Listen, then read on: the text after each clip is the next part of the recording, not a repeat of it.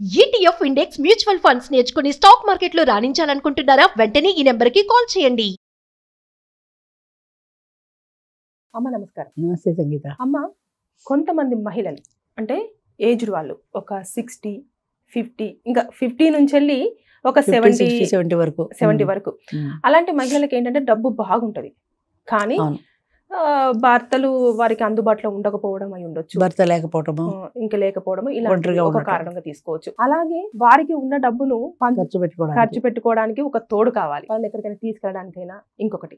అలాంటి టైంలలో వాళ్ళు ఏం చేస్తారంటే, ఎవరికైతే అత్యవసరంగా మనీ అవసరం అవుతుందో లేదంటే వారి ఇంటి పరిస్థితి సరిగ్గా లేని పర్సన్స్ ని వాళ్ళు చూజ్ చేసుకుంటారు.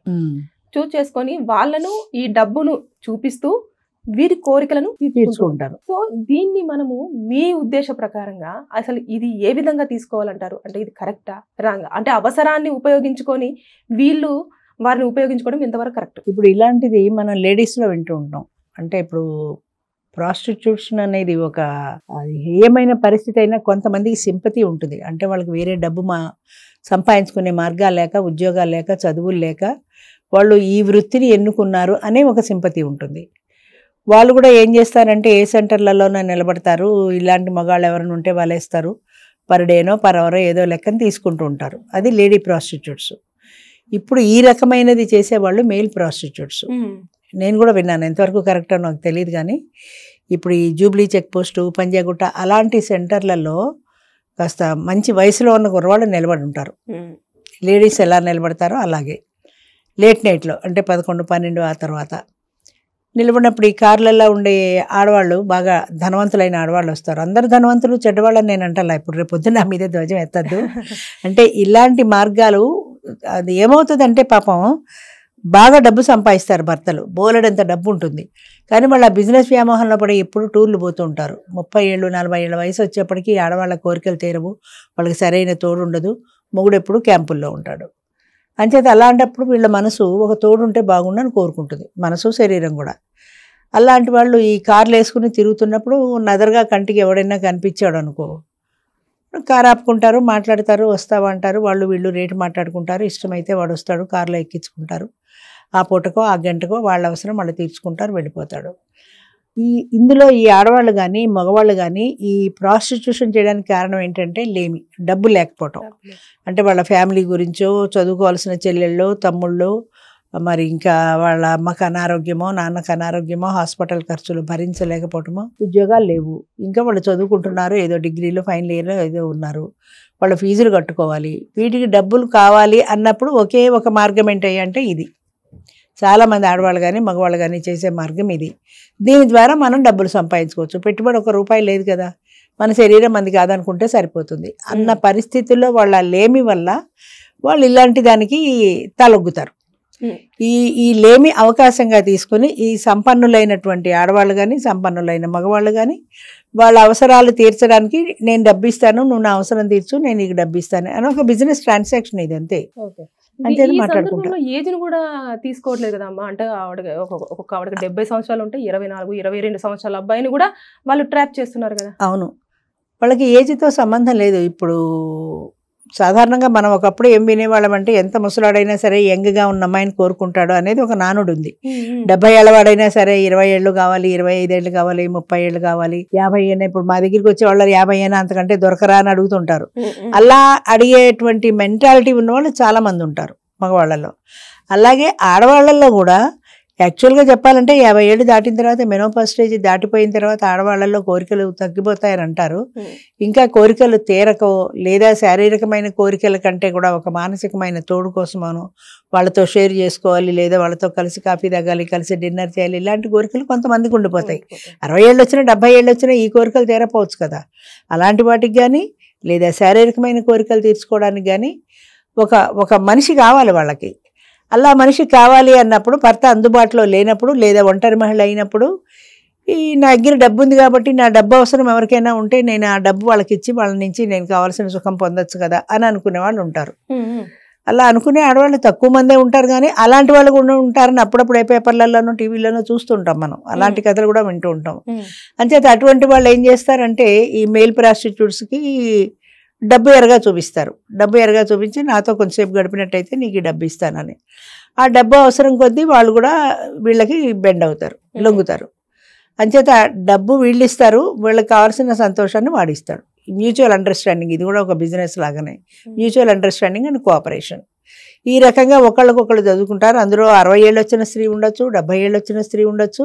కానీ ఇలాంటివి చాలా తక్కువ మందే ఉంటారు. కానీ అలాంటి వాళ్ళు కూడా లేకపోలేదని ప్రజెంట్ మనకి ప్రస్తుతం పేపర్లలో టీవీలో వచ్చే చూస్తుంటే మీరు చూసిన ఈ మధ్య కాలంలో చూసిన ఏదైనా అంటే అలాంటిది ఏదైనా నేను ఎక్కడో చదివానమ్మా, ఎంతవరకు కరెక్టో నాకు తెలియదు. కానీ ఒక 20-21 సంవత్సరాల వయసు ఉన్న ఒక కుర్రవాడిని ఒక 70 ఏళ్ళ ఆవిడ ఎత్తుక్కుంటూ వచ్చి, నన్ను పెళ్లి చేసుకో, నా ఆస్తంతా నీకు ఇస్తాను, నీ తల్లికి వైద్యం చేయిస్తాను, నీ తమ్ముడిని నీ చెల్లెల్ని చదివిస్తాను, ఏదో ఆఫర్ ఇచ్చింది వాడికి. వాడు వాళ్ళందరి కోసమని వాడి జీవితాన్ని వదులుకొని, పోలే డబ్బున్నాడు కదా, నా వాళ్ళందరినీ పైకి తీసుకొస్తుంది కదా అనుకున్నాడు. అలాగే పెళ్లి చేసుకున్నాడు. 10 మందిలో పెళ్లి చేసుకున్నారు. వాడిని ఆవిడ బంగ్లాకి తీసుకెళ్ళింది. వాడికి ఫుడ్, షెల్టర్ అన్నీ ఉన్నాయి. వాళ్ళ అమ్మని హాస్పిటల్లో జరిపించింది, ట్రీట్మెంట్ ఇప్పిస్తుంది, అంతా చేస్తోంది. కొన్ని రోజుల తర్వాత వాడికి అర్థమైంది, అంటే వాడి తండ్రి చనిపోయాడు, తండ్రి లేడనే తెలుసు. కానీ ఆ తండ్రి చనిపోవడానికి కారణం ఈవిడే అని, ఈవిడ ఒకప్పుడు తన తండ్రిని ప్రేమించిందని, కారణాంతరాల వల్ల వాళ్ళిద్దరు పెళ్లి చేసుకోలేదని, వాళ్ళ తండ్రి వేరే పెళ్లి చేసుకుని వీళ్ళందరినీ కన్నాడు. తర్వాత ఆవిడ సపరేట్ అయిపోయింది. ఆవిడ ఎవరో బాగా డబ్బున్న పెళ్లి చేసుకుంది. కానీ మనసులోంచి ఇతని తండ్రి ఆమె లవర్గా ఉన్నాడు కాబట్టి వాడిని మర్చిపోలేకపోయింది. ఏదో కారణాంతరాల వల్ల తర్వాత వాడిని చంపేసింది. వాడిని తీసుకొచ్చి వాళ్ళ భూగృహంలో ఎక్కడో పాతి పెట్టింది. అలా పెట్టేసి వాడి కుటుంబానికి సాయం చేయాలనే ఉద్దేశంతో వాడి కొడుకు ఎక్కడున్నాడు ఎత్తుక్కుంటూ వచ్చి వీడికి ఆఫర్ ఇచ్చింది, నేను నిన్ను నీ చెల్లిని తమ్ముడిని చదివిస్తాను, నీ తల్లికి వైద్యం చేయిస్తాను.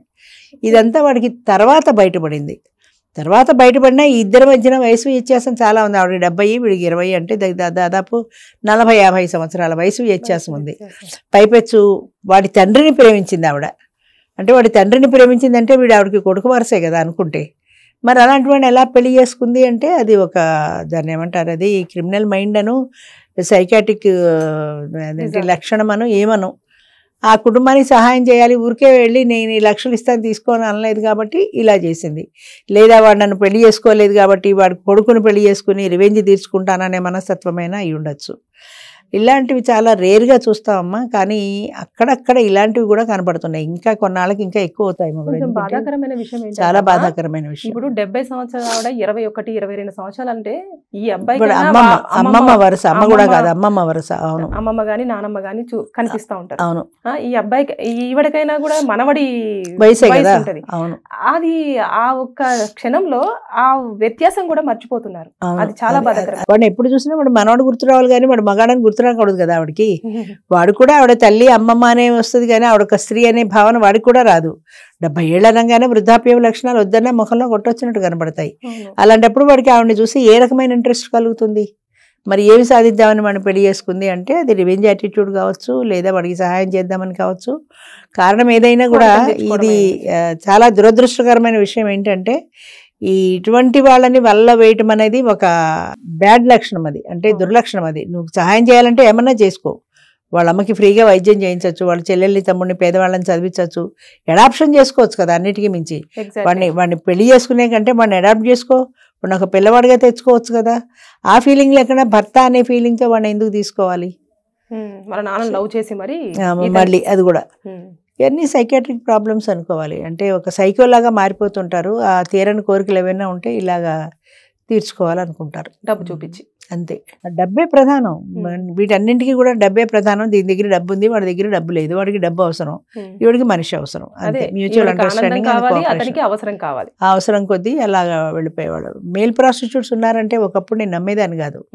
ఇంతసేపు ఆడవాళ్లే ఇది చేస్తారన్న భావన నా మనసులో చాలా బలంగా ఉండేది. కానీ తర్వాత ఇలాంటి కథలు విన్న తర్వాత ఓహో ఇలా కూడా ఉంటారు కాబోలు జనం అని అనిపించింది. అంచేత మేల్ అయినా ఫీమేల్ అయినా డబ్బు సంపాదించడానికి దీన్ని సాధనంగా చేసుకోకూడదు. అంటే ఇప్పుడు ఉద్యోగం చేసుకో, చదువుకో, శారీరక శ్రమ పడు, కష్టపడు, అంతేగాని ఇలా ఒళ్ళం వేసుకుని బ్రతికేస్తాం అనేటువంటి భావన ఉందే, అది సింపతిని క్రియేట్ చేసే కంటే కూడా వాళ్ళ పట్ల ఒక ఎవర్షన్ వస్తుంది.